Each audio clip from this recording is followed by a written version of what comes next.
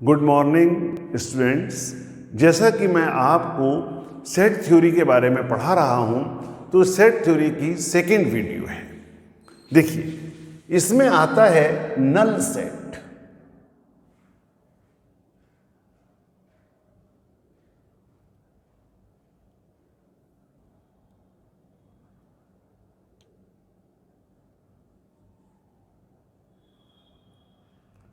और इसी को हम एम्प्टी सेट भी कहते हैं।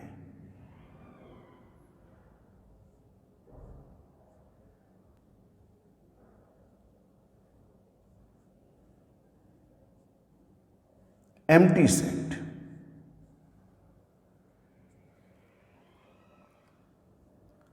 इसी का दूसरा नाम है void set.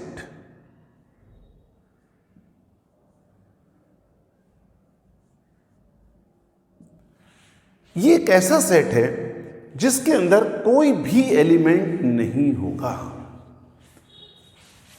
Having no element.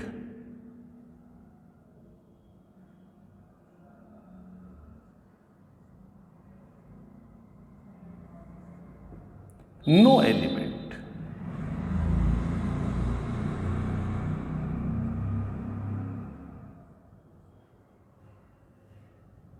No element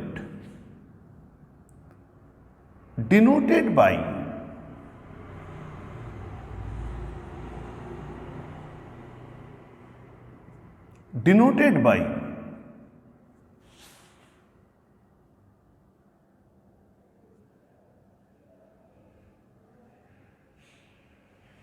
और केवल ये ब्रैकेट फाइव। गलती से भी ऐसा मत लिख देना। अगर आपने ऐसा लिख दिया तो ये गलत कॉन्सेप्ट है। क्यों गलत कॉन्सेप्ट है? 5 इसका एक एलिमेंट हो गया।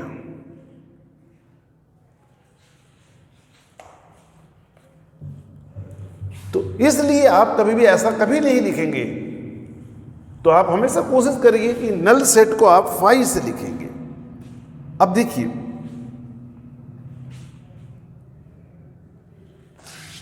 एक सेट है एग्जाम्पल के तौर पर।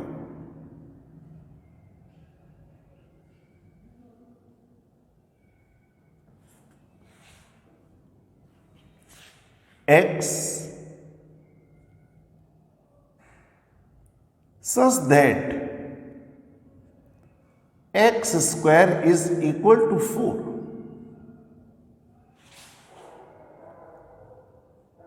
X is odd.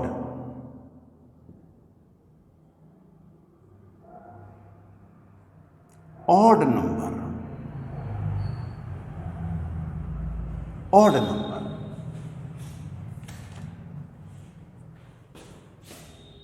देखिए, अब इसको सॉल्व करना है। X square is equal to 4 implies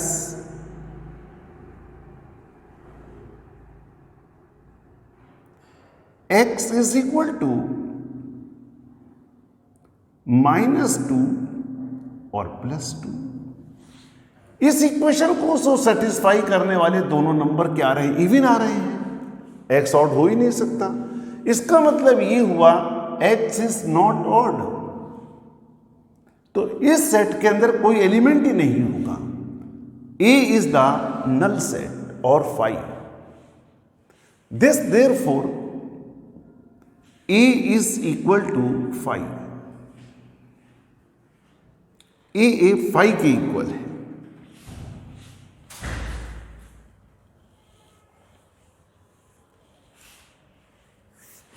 next एक पॉइंट नोट कीजिएगा।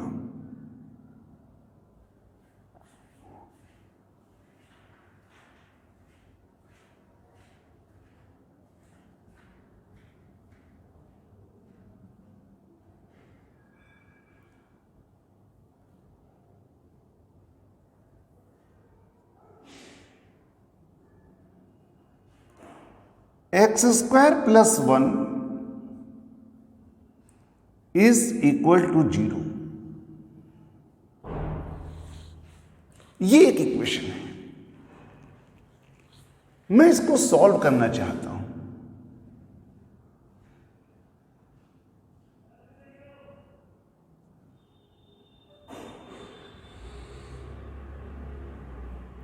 X square is equal to -1।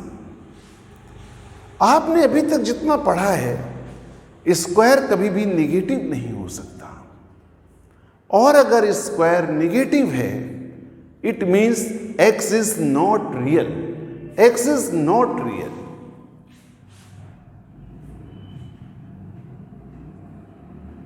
X is equal to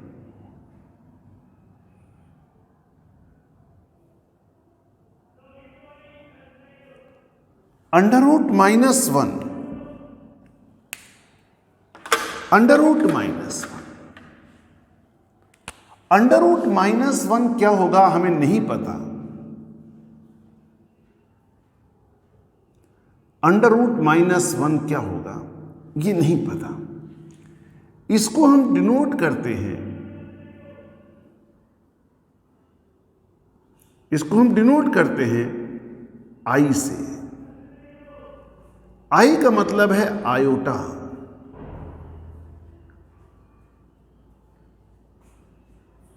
iota, आई का मतलब iota, that is imaginary number, that is imaginary number. इस प्रॉब्लम को दूर करने के लिए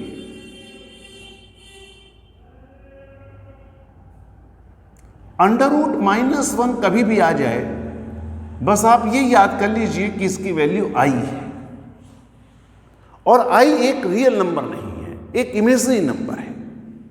हम इसके मैग्नीट्यूड के बारे में कुछ नहीं बता सकते क्योंकि इमेजिनरी नंबर है, ये एग्जिस्ट ही नहीं करता कोई चीज ऐसी। अब देखिए, i square is equal to -1, i cube is equal to -i, दोनों साइड में i से मल्टीप्लाई कर दो, i to the power 4 is equal to 1। अगर कभी भी 1/i लिखा हुआ हो तो इसकी वैल्यू -i हो जाएगी। आप इस तरह से i की किसी भी पावर की वैल्यू निकाल सकते हो।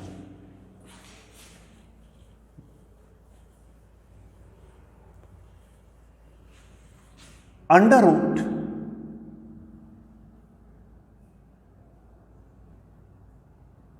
-3 लिखा हुआ है,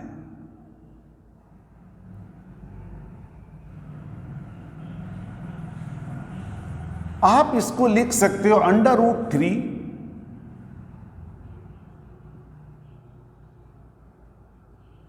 अंडर-रूट -1।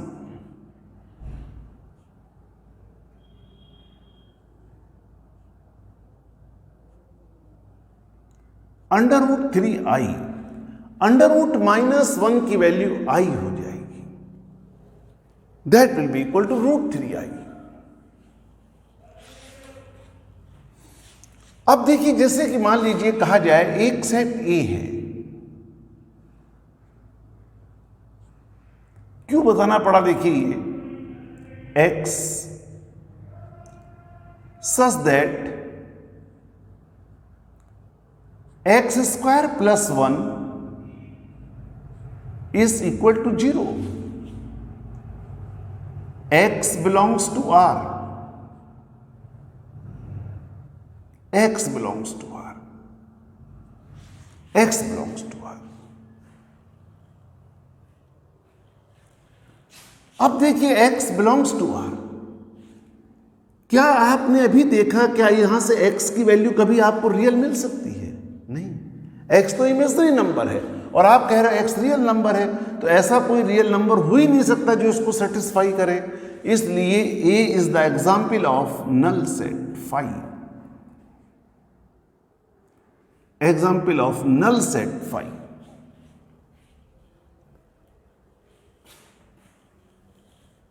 नल सेट है, तो आप यही तरीका है बताने का इसमें।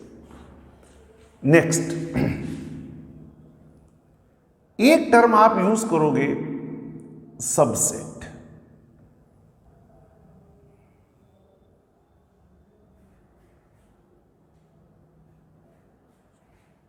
सबसेट,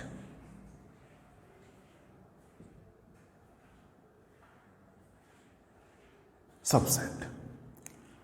अब देखिए, मैं आपको पहले एग्जाम्पल के तरीके से समझाता हूं।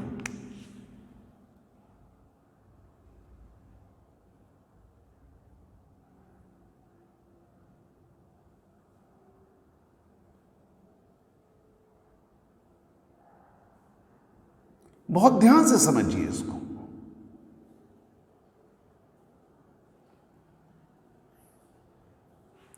और एक सेट मेरे पास बी है,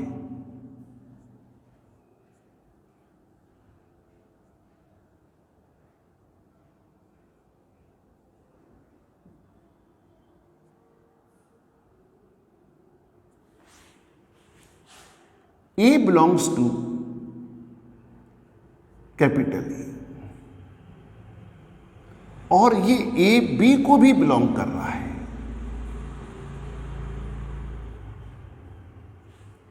फिर बी ए का दूसरा एलिमेंट बी है,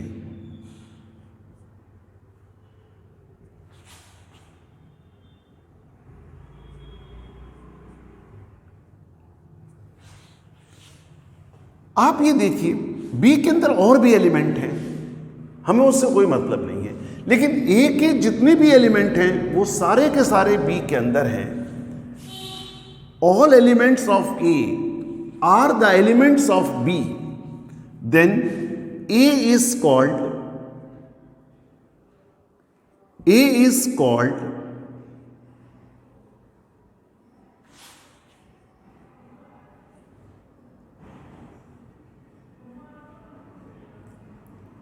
subset of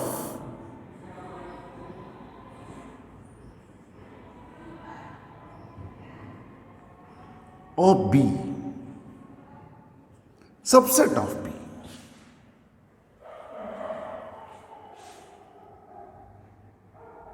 इसको रिप्रेजेंट करने का हमारे पास जो तरीका है,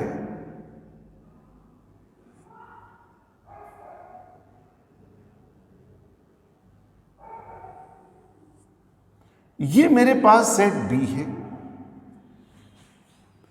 और क्योंकि ए के सारे एलिमेंट्स बी के अंदर प्रेजेंट हैं, तो ए वाला जो सर्किल है वो इसके अंदर बनेगा।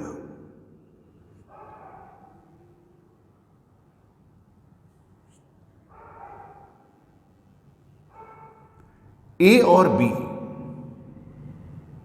यहां लिख दीजिए। ये ए और बी एक में भी आ गए और बी के अंदर भी आ गए। अब बी के लिए सी डी, सी और डी बाहर आ गया। A is the subset of B.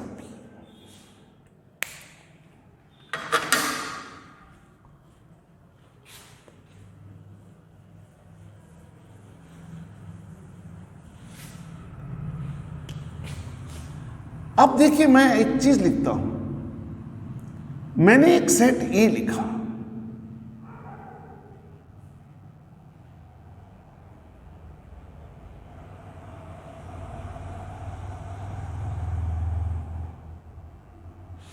और मैंने एक सेट बी लिखा।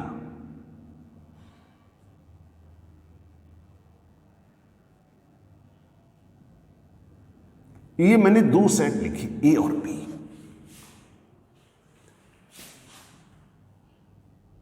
A belongs to A,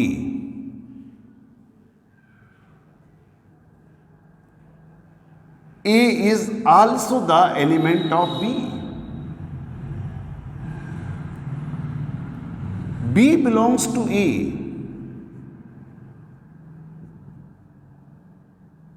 B also belongs to B.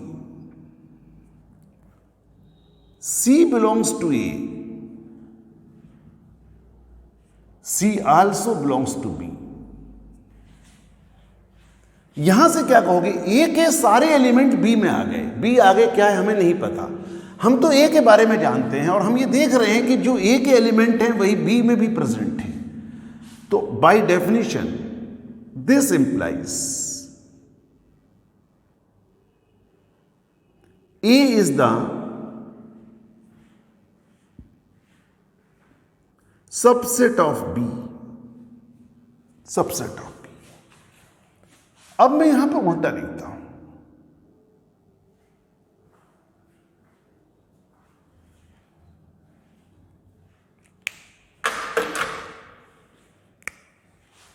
C belongs to B. मैं ये देखता हूं कि C A का भी एलिमेंट है. B belongs to B. B also the element of A. A belongs to B.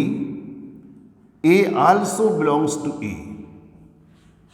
This implies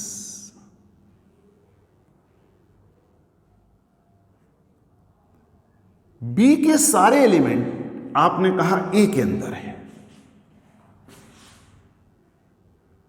B is also the subset of A. B is the subset of A. अब एक बात देखिए ध्यान से, वैसे भी क्लियर है. जो सेट आपके पास A लिखा हुआ है वही सेट दूसरे नाम से B लिखा हुआ है. A B का सबसेट है, B A का सबसेट है. Therefore, the set A is equal to B. Set A is equal to B. जब कभी भी दो सेट के अंदर इक्वलिटी प्रूफ करनी पड़ जाए तो हमेशा याद रखो A is the subset of B and B is the subset of A. आगे कितने सबसेट बनते हैं ये मैं अगले वीडियो में आपसे डिस्कस करूंगा. Thank you.